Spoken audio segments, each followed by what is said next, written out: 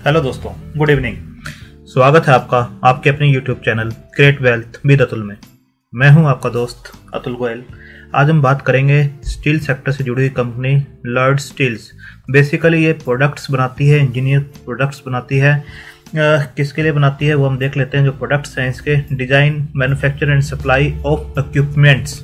आप देख सकते हैं डिज़ाइन करते हैं, मैन्युफैक्चर करते हैं, supply of equipments for hydrocarbon, nuclear power, defence, space, process plants, loading arm, steel plant, boiler equipment and EPC products.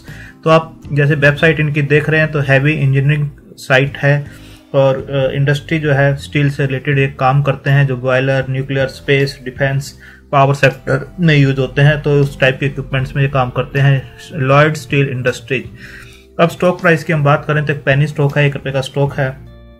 आज जो है बिल्कुल फ्लैट है। प्रीवियस क्लोज ₹1 का था, ₹1.05 ऊपर गया है। हाई भी ₹1.05, लो 0.95 और ₹1 के आसपास काम करता हुआ नजर आ रहा है। और अभी जो है आप देख सकते हैं लाइव मार्केट में एक और रिफ्रेश कर लेते हैं इसे हम, 0.95 के आसपास है। तो अभी 5% डाउन, क्योंकि 5 पैसे ही इसका ऊपर होता है, 5 पैसे नीचे होता है, तो पेनी स्टॉक है। आप देख सकते हैं 1.5 जो है इसका हाई है और लो जो है 30 पैसे है। तो यहाँ अपने लो से तो काफ़ी ऊपर आया हुआ है और हाई से भी देखा जाए तो 30% के आसपास का डाउन ये काम करता हुआ नजर आ रहा है, 35% के आसपास। अब इसके फंडामेंटल्स एक बार चेक कर लेते हैं। तो जो मार्केट कैप है कंपनी का ऑलमोस्ट 90 करोड़ के आसपास की मार्केट कैप है। डेट देखेंगे तो 0.73 करोड़ का है। डेट टू इक्विटी रेशो 0.01 है जो कि नेग्लिजिबल है। प्रमोटर की तरफ से कोई भी शेयर जो है प्लज नहीं किया गया है, ये बहुत अच्छी बात है। डेट नहीं है वो भी अच्छी बात है।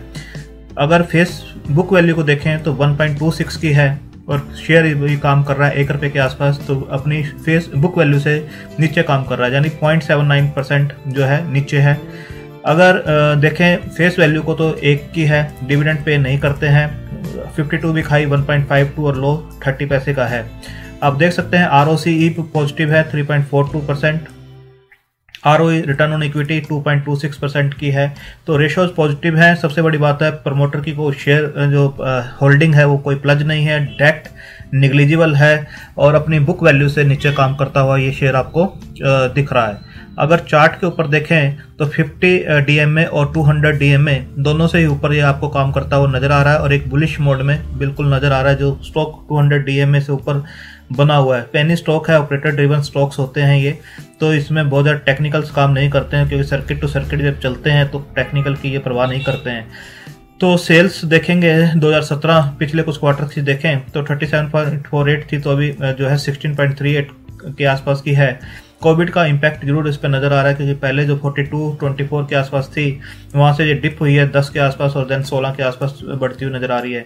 अगर ऑपरेटिंग प्रॉफिट मार्जिन की बात करें तो आपको नेगेटिव में ये नजर आएंगे और नेगेटिव में भी काफी वेरिएशन है, -12, -10, देन -3।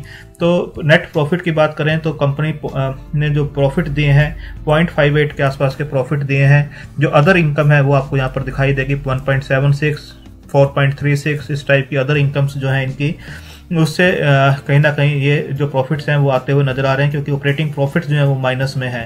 तो जो नेट प्रॉफिट 0.02 के आसपास था अभी 0.58 के आसपास का नजर आ रहा है। तो आप देखेंगे 1-2 क्वार्टर को छोड़ के कंपनी ने ऑलमोस्ट सभी क्वार्टर्स में अच्छे रिजल्ट्स दिए हैं, पॉजिटिव रिजल्ट्स दिए हैं। अच्छे तो नहीं कह सकते बट पॉजिटिव रिजल्ट्स दिए हैं। सेल्स पिछले कुछ सालों का देखें, मार्च 2015 से 510 करोड़ की जो सेल्स हुआ करती थी 114 करोड़ के आसपास की सेल्स है। ओपीएम देखेंगे, ऑपरेटिंग प्रॉफिट मार्जिन पहले क्वार्टर ऑन क्वार्टर देखे थे, अब ईयर ऑन ईयर देखें 3.49 से माइनस में है, -2.53। अगर ऑपरेटिंग प्रॉफिट देखें तो 17 करोड़ के आसपास जो हुआ करते थे तो -2.90 है। अदर इनकम इनके जरूर दिखाई देती है हर ईयर में, जो 8.85 है, अभी 8.28 है, जो कि इनके नेट प्रॉफिट को पॉजिटिव बनाती है 2.49 के आसपास, जो पहले 2.65 था। तो इसी रेंज के अंदर ये काम करते हुए नजर आ रहे हैं। 2 और 3 के बीच में कभी 3 को टच नहीं किया और 2 के नीचे भी पिछले 2-3 साल से नहीं गए हैं। तो 2.49 के आसपास का पॉजिटिव रिजल्ट है। अदर इनकम्स का काफी इसके अंदर इंपॉर्टेंस है। तो आप देख सकते हैं बैलेंस शीट के ऊपर डेट को भी हम एक और चेक कर लेते हैं। डेट जो इनके 2010 में थी 0 थी और यहाँ पर 0.73 के आसपास की डेट है। जो 1.07 1.18 के आसपास थी इसको भी रिड्यूस करके 0.73 के आसपास लेके आए हैं। तो कहीं ना कहीं इंटरेस्ट बर्डन और भी कम होता हुआ आपको आने वाले टाइम में नजर आएगा। रिजर्व्स देखेंगे जो -0.01 थे वहां से 23 करोड़ के आसपास के प्लस आपको रिजर्व दिखाई देंगे, और जो एसेट्स है 0.04 के वो भी आपको प्लस दिखाई देंगे 186.39 करोड़ के। तो कैपिटल जरूर लगती है, जो इक्विपमेंट्स बनाते हैं, हैवी इक्विपमेंट्स बनाते हैं, उसके अंदर इन्वेस्टमेंट्स काफ़ी होती हैं। तो कैपिटल आप देखेंगे 0.05 की जो हुआ करती थी, कैपिटल जो शेयर कैपिटल है वो बहुत ज़्यादा इंक्रीज हुई है, और वहीं से स्टॉक के ऊपर प्रेशर भी आपको देखने को मिलेगा। 0.05 की जो कैपिटल थी उसको इन्होंने बढ़ा के 89.87 कर दिया, और शेयर का आप मार्केट कैप देखिए 89.9 के आसपास है। तो आप देख सकते हैं कि शेयर कैपिटल जो है वो ह्यूज, काफ़ी ह्यूज कर रहे हैं ये, जिसकी वजह से शेयर जो है आपको इस टाइप से बिहेव करता हुआ नजर आ रहा है। डेटर डेज देखेंगे जो पहले तो हॉरिबल थे, 1400 दिन का डेटर डेज, फिर 500, 348 एंड देन 78 स्टिल हाई हैं, बट मैनेज कर रहे हैं, इसको लो लेके आ रहे हैं। ये अच्छी बात है कि ऊपर से नीचे तक आ रहे हैं। शेयर होल्डिंग पैटर्न की बात करें, प्रमोटर की होल्डिंग जो है 46.12, जो काफ़ी क्वार्टर से 46.12 के आसपास ही बनी हुई है। दिसंबर 2017 से आप बात करेंगे तो सितंबर 20 तक 46.12 के ही आसपास है। इसके अंदर आप देखेंगे फर्स्ट इंडिया इंफ्रास्ट्रक्चर और मेटेक्नोलॉजी इंजीनियरिंग एंड इक्विपमेंट्स की 32 एंड 14% के आसपास की हिस्सेदारी है, काफ़ी क्वार्टर से मेंटेन की हुई है। DII देखेंगे तो 0.37 के आसपास की DII की होल्डिंग है। IDBI bank and state bank of India ये एग्जिट कर चुके हैं, अभी DII की होल्डिंग 0.37 है, पहले 14% के आसपास हुआ करती थी। पब्लिक की होल्डिंग जो है 53.51 है, जिसके अंदर कुछ स्टॉक जो है स्ट्रॉन्ग हाथों में नजर आते हैं, 6, 4, 10, 15, 16% के आसपास जो है स्ट्रॉन्ग हाथों में, और 37% के आसपास जो है रिटेल के आसपास हाथों में नजर आते हैं। तो प्रमोटर की होल्डिंग ठीक ठाक है, बहुत ज़्यादा कम भी नहीं है और बहुत ज़्यादा भी नहीं है, तो 46% ठीक ठाक है। बेसिकली जो अच्छी बात है इसकी, कोई शेयर प्लज नहीं है और डेट फ्री कंपनी है। अदर इनकम से ये अपना प्रॉफिट्स दिखा रहे हैं, तो कंपनी प्रॉफिट में है, अपनी बुक वैल्यू से नीचे काम कर रहा है इस टाइम स्टॉक, ये भी एक अच्छी बात है। इसके बाद चार्ट के ऊपर अगर आप देखेंगे तो शेयर जो है इस टाइप से काम करता हुआ नजर आ रहा है। यहाँ पर 2018 में आप देखेंगे ये जो स्टॉक था ऑलमोस्ट आपको 4.5 रुपये के आसपास दिखाई दे रहा था, 4.5 रुपये के आसपास यहाँ पर गया था, जब कुछ सेबी के रूल्स आए थे जो mid cap small cap companies के लिए थे, काफ़ी रिसप्लिंग हुई थी, तो सभी शेयर्स जो मिड कैप स्मॉल कैप के सभी टूटे थे, इंडेक्स टूटा था, तो ये शेयर्स भी काफ़ी टूटे हुए नजर आए थे जनवरी फरवरी में।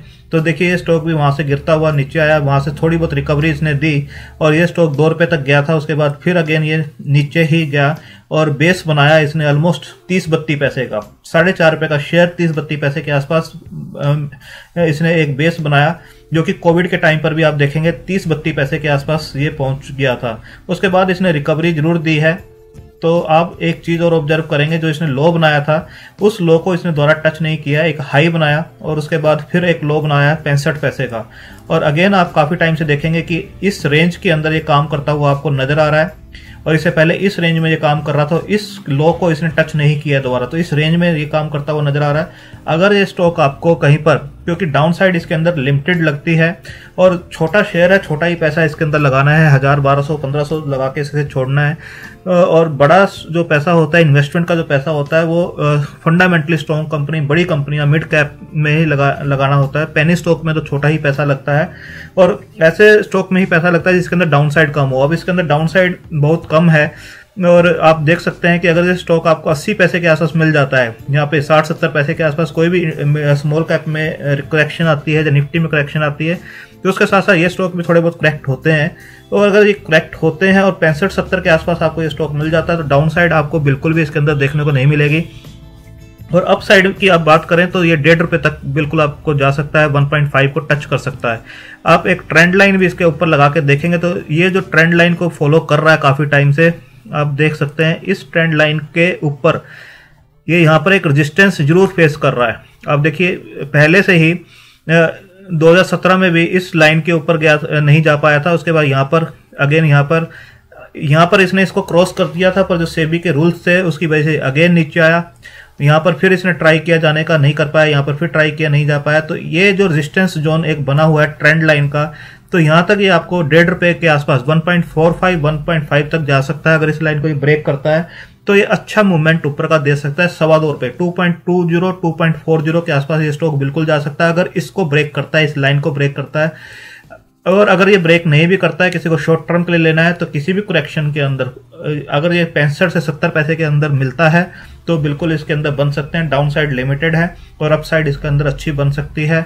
अगर 1.50 तक भी जाता है तब भी पैसा आपका डबल कर सकता है। इवन आपको 90-95 पैसे पे भी लेना है तब भी 50% के रिटर्न ये दे सकता है, और नियर टर्म में ही दे सकता है। जब भी ये चलते हैं तो सर्किट टू सर्किट चलते हैं ये शेयर्स, और काफ़ी अच्छा पैसा बना के दे सकते हैं। इसके प्रमोटर की होल्डिंग ठीक ठाक है, कोई शेयर प्लज नहीं है, डेट फ्री कंपनी है और पॉजिटिव रिजल्ट्स दे रही है, चाहे अदर इनकम्स के साथ दे रही है बट पॉजिटिव रिजल्ट्स दे रही है। और बिजनेस ठीक ठाक है इसका, सेल्स जरूर डाउन आ रही है बट ठीक है ठाक है, और स्टील सेक्टर से है, इंजीनियरिंग सेक्टर से जुड़ी हुई कंपनी है।